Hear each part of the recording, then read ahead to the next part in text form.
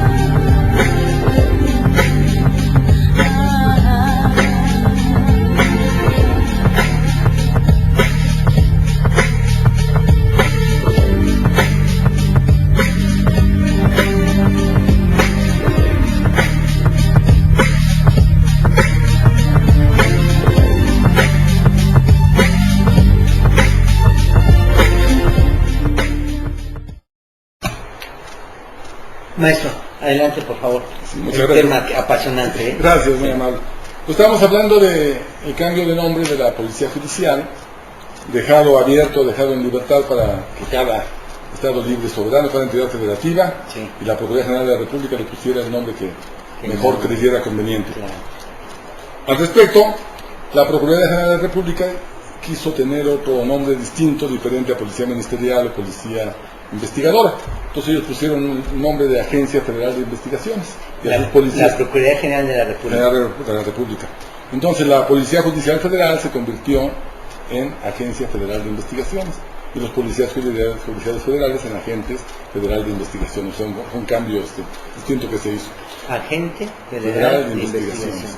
Quisiera retroceder un poquito porque sí, considero importante esto, volviendo al constituyente de 1917. Cuando se hizo la exposición de motivos, una exposición de motivos, por cierto, muy interesante, que hace don Venustiano Carranza, sobre este cambio del sistema de justicia penal, de inquisitivo que se tenía, un sistema acusatorio, haciendo renacer la figura del Ministerio Público, pero trasladándola al Poder Ejecutivo, para que así hubiera un equilibrio de poderes, la investigación de los delitos en el Poder Ejecutivo, la persecución también, y la imposición de las penas en el Poder Judicial.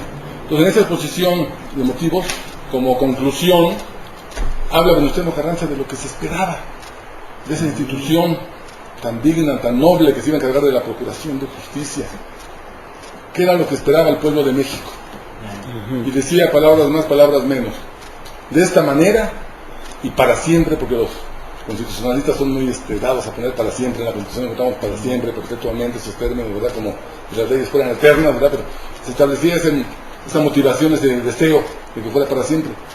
El Ministerio Público se convertirá en el paladín de la justicia, en el garante de la legalidad, en el defensor incansable de los derechos humanos de la sociedad, en el persecutor de los malhechores, de los delincuentes, en el protector de los débiles, de los oprimidos. O sea, una suerte enorme, ¿verdad?